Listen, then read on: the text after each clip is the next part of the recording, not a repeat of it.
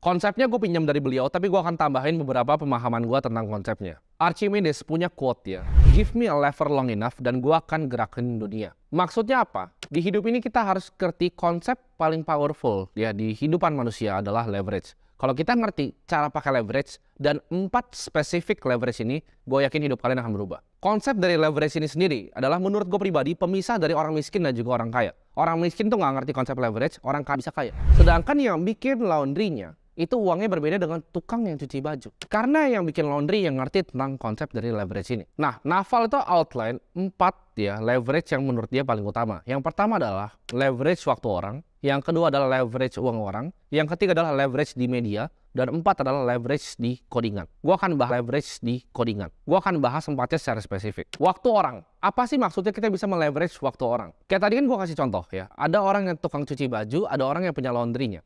Orang yang cuci baju itu bekerja untuk orang yang laundry-nya. Orang laundry-nya kasih gaji ke orang yang tukang cuci baju untuk ngerjain kerjaan yang dia nggak mau. Ini konsep paling lama dalam sejarah manusia. Ini udah terjadi lama sebenarnya dari zaman kerajaan. Di mana zaman dulu kerajaan itu pakai perbudakan untuk memaksimalkan leverage manusia ini. Sekarang sistemnya adalah dengan mempekerjakan orang dengan memberikan gaji yang layak. Tentu aja zaman sekarang kita nggak bisa lakuin yang namanya sistem perbudakan. Sebenarnya sama seperti karyawan zaman sekarang. Kalian menukar waktu kalian untuk uang. Ya, jadi waktu kalian, expertise kalian, skill dan tenaga kalian tukar untuk mendapatkan uang. Intinya adalah kalian menukar output produktivitas kalian untuk uang. Ini gue alokasikan di tempat yang lain. Nah, ini konsep lagi dari Naval. Kalau lu mau jadi orang kaya, yang lu jaga adalah waktu lu, bukan uang lu. Gue ulangi sekali lagi. Kalau lu mau jadi orang kaya, yang lu jaga adalah waktu lu, bukan uang lu. Lu akan mengerti ini nanti di level yang lebih tinggi. Kenapa? Karena di saat lu menjaga waktu lu, uang itu gampang ya. Uang tuh banyak banget di mana-mana. Sedangkan waktu kita semua sama. Lu mau tukang beca sampai direktur keuangan, itu sama waktunya 24 jam. Jadi yang lu jaga adalah waktu lu. Nah, gimana caranya? CS pun udah lengkap. Ya, jadi itu leverage pertama yaitu waktu orang. Nah, di sini gue mau kasih konsep yang kedua, yaitu leverage dari uang orang. Banyak banget dari teman-teman di sini yang mungkin lihat konten gue dan bilang, "Oh, gue nggak punya modal bang untuk bikin bisnis. Oh, gue nggak punya modal untuk ini. Gue nggak punya modal untuk itu." Kalian harus tahu uang itu sangat amat banyak di dunia ini dan uang itu nggak akan habis karena seperti kita tahu uang itu dicetak dari angin oleh Federal Reserve. Jadi kalau kalian nggak ngerti sistemnya, uang itu sebenarnya banyak banget. Tinggal gimana caranya kalian bisa manfaatin uangnya orang. Kalau kalian masih ngomong mau bikin bisnis tapi nggak punya modal atau nggak ada yang modalin, kalian belum ngerti konsep leverage yang kedua, yaitu gimana caranya kita bisa meleverage uang orang. Ini gue akan kasih penjelasan simpel ya. Buat kalian yang memang ngerti investasi saham secara basic, kalian tahu perusahaan itu kenapa menerbitkan saham. Karena in order untuk melakukan capital raise atau perusahaan itu mau ngambil modal, ya ada 2 caranya. Dia terbitkan hutang atau dia terbitkan saham, ya. Sebagian kecil dari bisnisnya dia jual. Jadi itu caranya, ya. Mainly ada 2 caranya, yaitu kita bisa berhutang atau kita melepas equity yang kita punya. Jadi itu caranya, ya. Mainly ada 2 caranya, yaitu kita bisa berhutang atau kita melepas equity yang kita punya. Jadi that's why Naval selalu bilang, kalau kalian mau jadi kaya, ya, kalian mau jadi kaya, kalian harus punya a piece of a business. Kalian harus own equity. Karena itulah yang nantinya bisa bikin kalian jadi kaya. Kalian cari Forbes Indonesia, ya top 50 itu semua punya hampir perusahaan TBK. Ya ada beberapa yang private. Tapi rata-rata semuanya punya perusahaan terbuka yang dilisted di Bursa Efek Indonesia. Karena mereka punya ya bisnis mereka. Mereka bikin saham. Mereka own a piece of their equity. Ini gua akan kasih contoh ya. Misalnya klan, ya. Itu orang bego. Dia nggak ngerti leverage kedua. Lu bikin konsep bisnisnya, ya. Bikin secara rapih. Nanti kira-kira proyeksi tahun pertama berapa, proyeksi tahun kedua berapa, kira-kira strategi gue ini seperti apa, ya. Modalnya dipakai untuk apa aja, secara detail dan rinci. Lalu lu bawa ini ke seorang investor yang mau berinvestasi di bisnis lu. Yang lu lakukan adalah gini, bilang, "Pak, saya ini nggak punya uang, tapi saya ini punya skill, ya. Saya ngerti banget jeruk luar dalamnya. Saya benar-benar ngerti cara jualannya. Saya tahu go to market plan-nya apa. Saya tahu diferensiasi produknya apa. Saya tahu value proposition dari produk saya apa. Dan ini punya kesempatan untuk bisa di-scale jadi banyak franchise nanti misalnya kayak Mishwe atau yang lain. Ya, ini potensinya besar, Pak. Lalu tapi saya nggak punya modal. Dan saya butuh startup capital 40 juta untuk mulai ini. Gimana kalau kita partneran?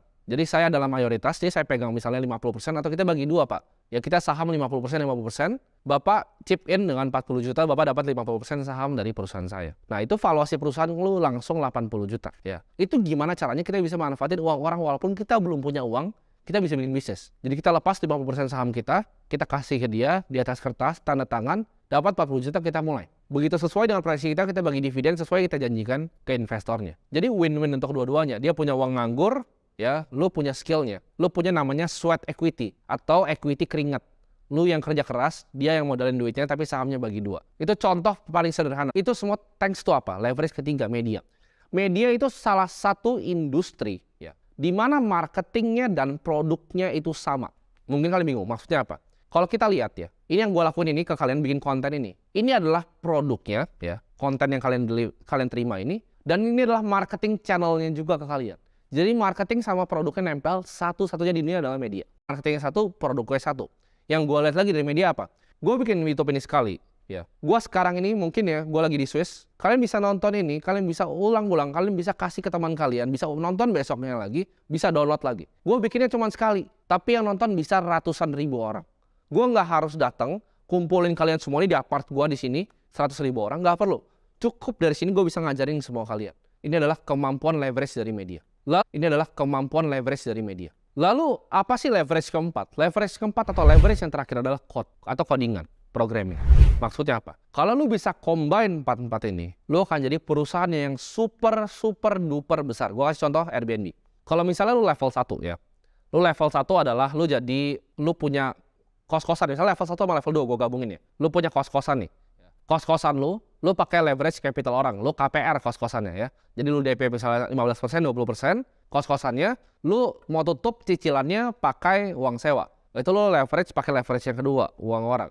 Lu juga punya property manager ya. Jadi yang datang untuk check-in lu sewa, mereka nggak rusakin barang, bener-benerin. Ada 1 atau 2 orang. Itu pakai waktu orang. Lu pakai leverage 1 dan 2. Tapi kita lihat orang yang bisa dapat 4-4 ya. 1 dia punya waktu orang, dia punya uang orang, dia punya media, dia punya codingan, yaitu Airbnb. Airbnb itu nggak punya satupun rumah orang. Dia pertama fundraise, capitalnya pakai uang investor, dari angel round, pre-seed, series A, B, C, D, E, sampai di akhirnya IPO. IPO pun ngambil uang dari publik, itu uang orang semua. Karyawannya berapa ratus, berapa ribu bahkan. Dia pakai waktu orang banyak banget remotely ya. Dia pakai uang orang untuk fundraise, dia pakai waktu orang. Dia pakai apa lagi? Dia pakai media. Orang ngomongin terus. Bahkan medianya udah bukan medianya dia udah 1 step di atas. Orang yang ngomongin produknya ke orang-orang lain. Oh, gue kemarin ke Jepang biar murah pakai Airbnb. Oh, gue kemarin ke Bali film biar murah pakai Airbnb. Orang bahkan ngomongin tentang produknya dia. Dan keempat, dia punya codingan. Dengan dia naik ke level ke atas ke aplikasi, punya piramida lengkap. Yang dilakukan ada apa? Dia nggak punya semuanya.